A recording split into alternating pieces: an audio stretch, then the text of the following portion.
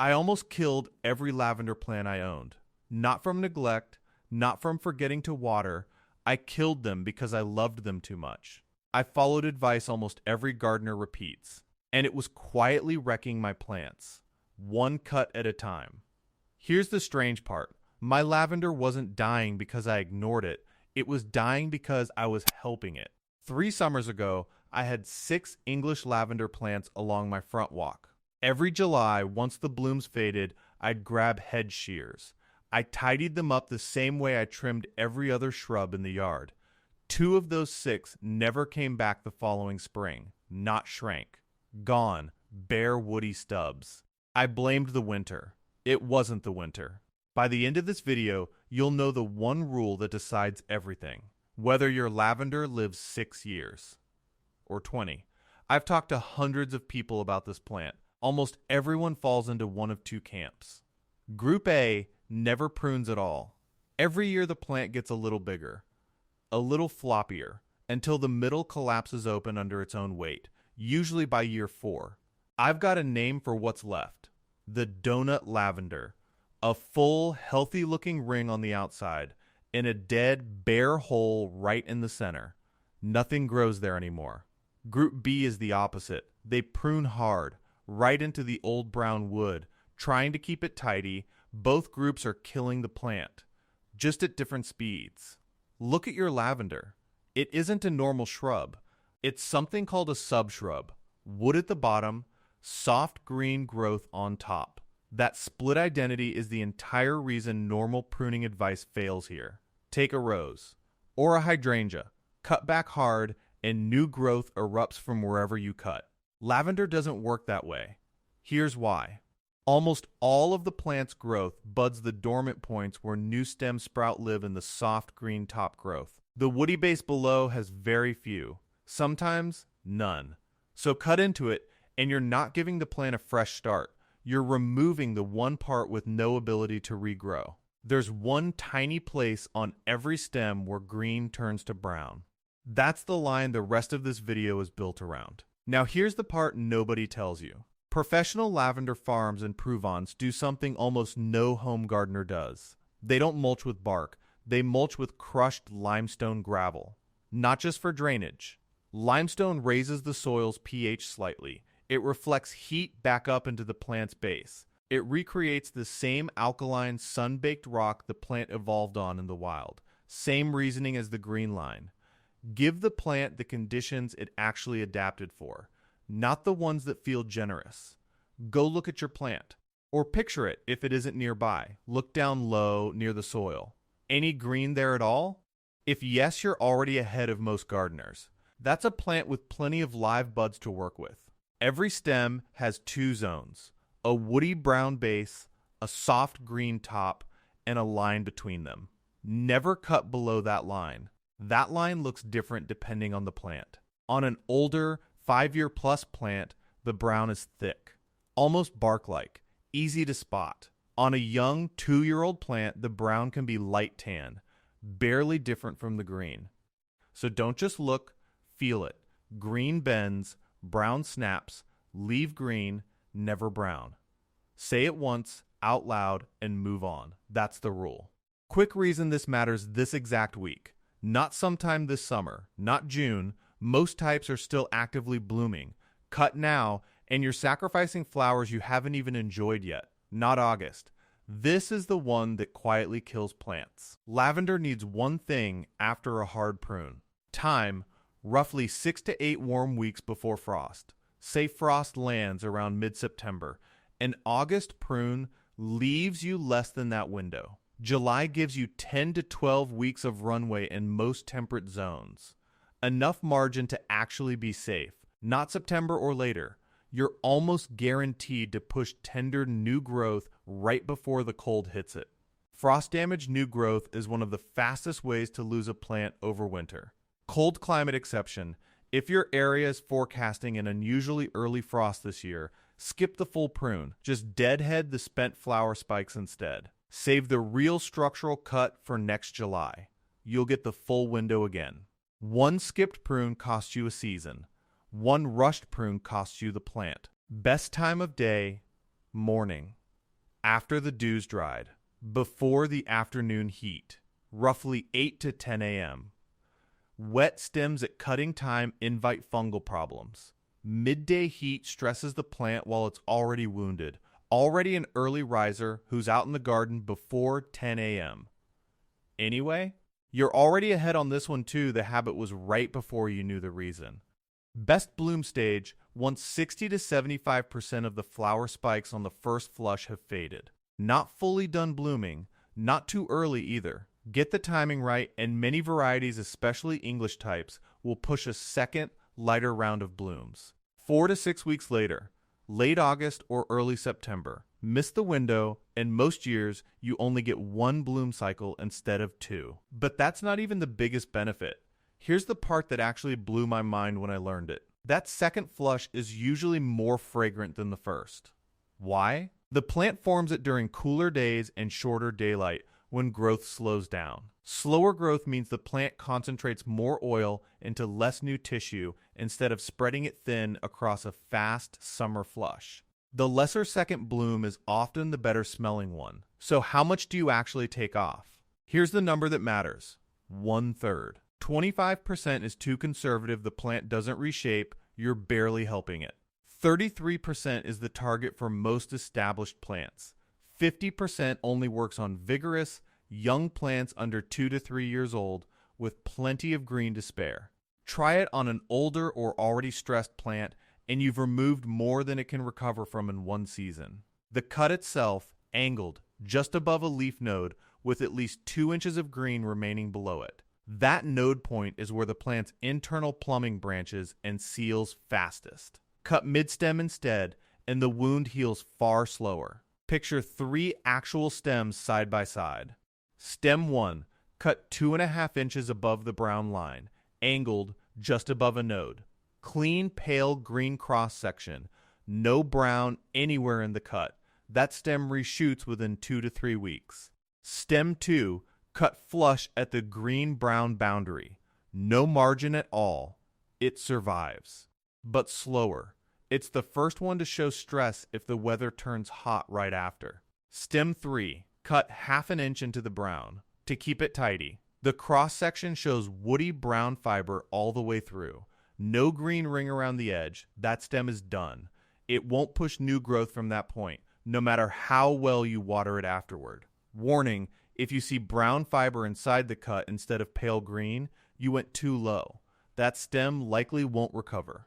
The tool matters as much as the cut. Use bypass pruners. Skip head shears, they crush stems instead of slicing them, and crushed stems heal slower. Slow healing invites disease. Keep the blades sharp. Wipe them with rubbing alcohol between plants if any look stressed.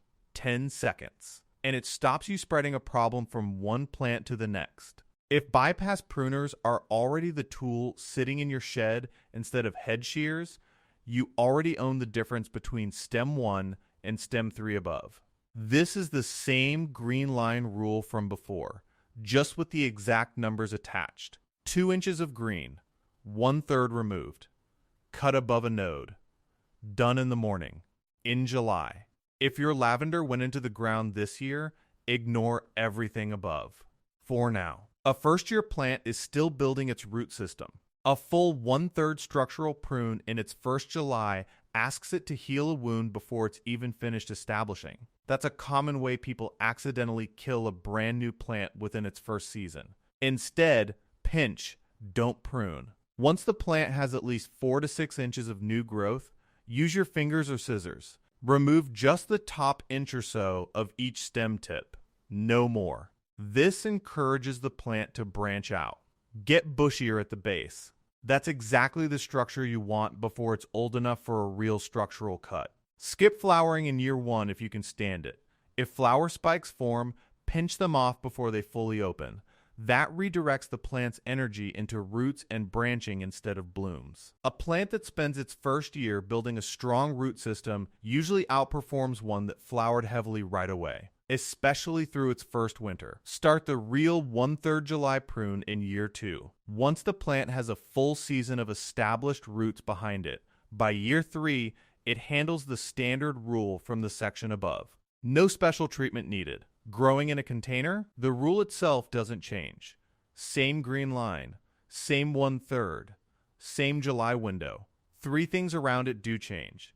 Drainage matters more, not less. A freshly pruned plant is healing wounds under stress. Sitting in wet soil right after a July cut multiplies rot risk, exactly when the plant can least afford it. Terracotta helps here specifically. It lets excess moisture evaporate through the sides, not just the drainage hole. Check for root bound before you prune, not after. A root bound plant recovers from the cut more slowly. It can't pull enough water to heal. See roots circling at the drainage hole? Size up one pot. Just one, in early spring. Well before your July prune. Not the same week as it. Prune on the early end of the July window if you're in a cold climate. Potted soil freezes faster than ground soil. It's exposed to cold air on every side, not insulated by surrounding earth. That 6 to 8 week healing window matters even more in a pot. Don't eat into it by pruning late. If you see this, do this. Base looks blackened and mushy. Plant wilts even though the soil is wet. Pull gently at the roots. Mushy, dark roots mean rot. At that point, replacing is faster than saving it. Firm white roots under the same wilting, that's fixable. Improve drainage. Then follow the recovery steps below. See small white foam blobs on the stems in early summer? Don't panic. That's spittlebugs, not disease. Hose it off. It's not a reason to pull a healthy plant. Didn't reach for pesticide the moment you saw them? Good instinct, that's one more healthy plant you didn't lose to overreacting. Recovery sequence. Once drainage is fixed, no fertilizer. Nitrogen pushes fast, weak growth, thinner cell walls, exactly the tissue rot and frost damage easiest. Don't transplant this season either. Shock stacked on pruning stress often finishes a struggling plant off. Then wait.